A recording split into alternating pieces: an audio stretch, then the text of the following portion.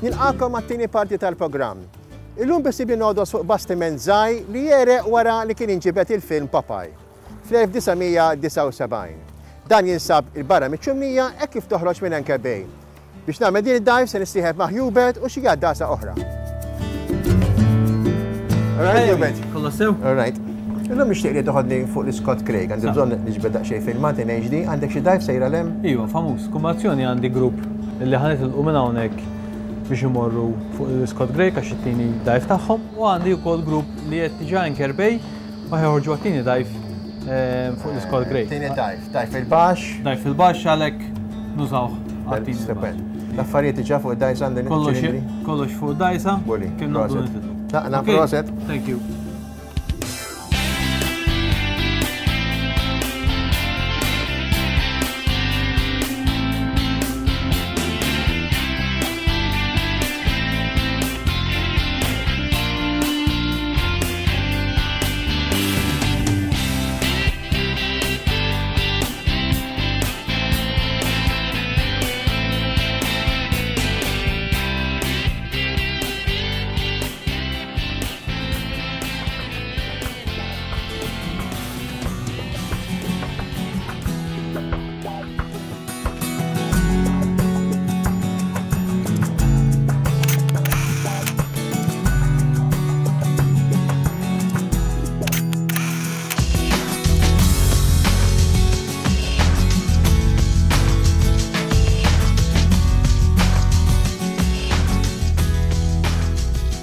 Hubert, għal-kem li normalment nħobb noqgħod daqsxejn fil-fond, speċjalment fuq xi rek, però li ssib bastiment rek bħal dana baxx hija dive relassanti u speċjalment għat-tieni dive tinżid li jasen.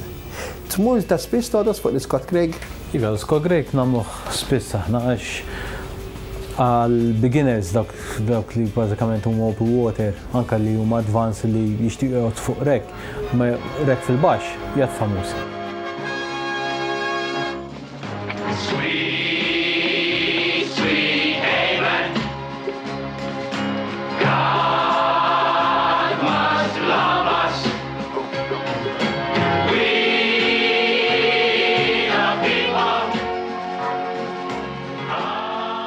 Naħseb li mindu beda jopera l-impjant tal-tisfija tad-drenaġġ fiċ-Ċummija, kwota tal-imma f'inħawi tiebet u x'taħseb?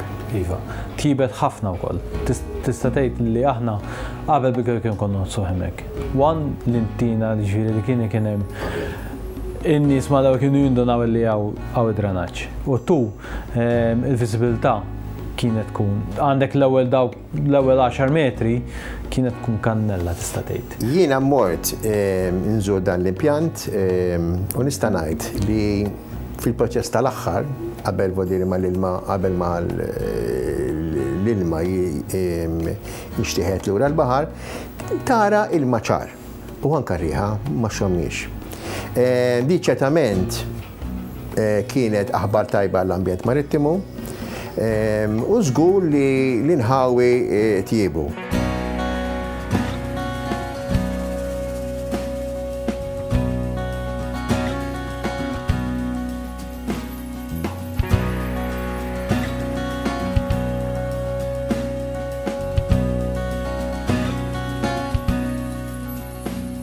Issa anke jekk ikun ir-riħ bil-majstral jien naf ngħiduha forsa 3-4 li jkun xorta diveable qabel ma konx tozzu hemmhekk. Imissa sitwazzjoni marret ferm għall-aħjar. Ħafna. Ferm għall-aħjar.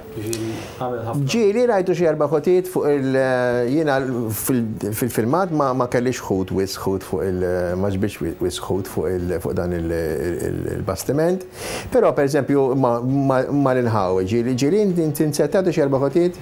Iva, bħala ħut fuq ir-ramel hemmhekk peress li hu qiegħed fuq ir-ramel dejjem jisek mhux dejjem imma ġieli tinsorta xi ħaddiela jew inkella xi biex ħaddiela ma tixmissax kif tissot meta tixhem. Le, tħassrek.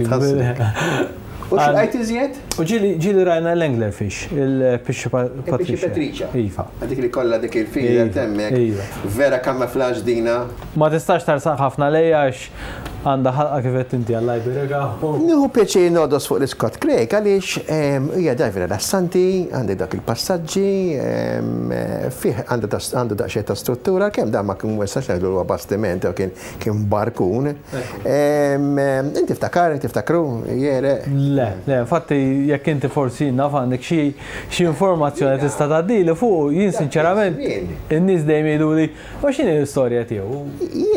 Jiena fis-79 meta jere fis-79 Scott Craig kont għaddi ftit ili nodos hemmhekk forsi xi sentej jew tlieta qabel ma ere li bdejt nodsu hemmhekk. Fil-fatt, dana kien ere biswit il-moll dak iż-żmien, ma kienx waħdu wkoll kien hemm ukoll il-Black Pearl il ġewwa. U niftakar li da provaw itellawh, kienu kellhom xi pompi kbar. Tellawh minn hemmhekk għaliex l-idea kienet li wara l-ġbit tal-film kellhom il-Scott Craig ma kienx xi bastiment f'istat tajjeb wadi. Però dak li dondu kun jirmu kaħlejn Għawdex għal xi biex jitqattajgħu xi ħaġa ma nafx eżatt, però kienet huma sejrin li jerqilhom. Kellek istaqsini jekk uħxab posta jole, nista' ngħidlek li ma naħsibx li ridu jarquh. Għana dek għalxiex, għaliex kieku ma kienx iħallu il-pompi fuqu. Kieku kienu se jarquh apposta, kieku kienu naħħu l-affarijiet, il-pompi speċjalment. Kienu natfuħ sew. Żgur, dan fatt wara li hemmhekk barra ċumnija, wara mbagħad marru jtellaw il-pompi minnu. Nista' ngħid però li dana kien intuża fil-film Popeye. Kien il-gazino waqt il-film kien il-gazino, vodiri hemmhekk fejn tara il-papa kien fisir gambling hemmhekk u kien ukoll il-bar għadek hemmhekk, hekk kien fil-fatt. Allura kellu għandu l-istorja tiegħu marbuta wkoll mal-film ta' Popeye.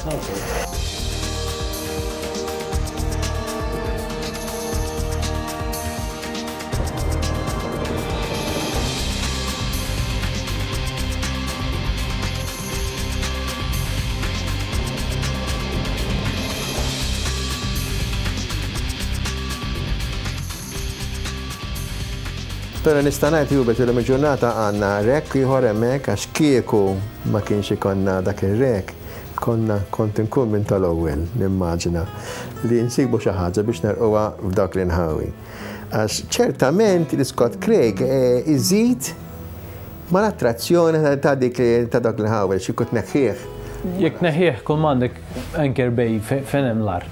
Dik l-unka dajf. Dik il-parti ta' ċumfejem, il-ċumfejem, dik il-daħla mek memxej pratikament. Għal-kem inti ġidra ċerba ħutit? Iva, imma fil-sens il-ħut normalment issibu jew fejn kien hemm sikka, jew fejn kien hemm. Fejn xi bastiment merre. U aktar issibu fejn hemm bastiment merra milli fejn hemm sikka. Għax fejn hemm bastiment merra ma tantx imorru sajjida u jistadu. Fejn kien hemm sikka 99% li issib xi xbik jew xi kont. Nirringrazzjak tal-li ħatni ma'kom għal din id-dive u dejjem u pjaċini ġi miegħek fuq ir-rib għaliex apparti li għandek il-komodità nistgħu wkoll nozzu daw id-dive signs li huma laqgħu warbin tista' u mhux faċli biex tmur għalihom mill-art. Ekku. Nintaqgħu darba li nies.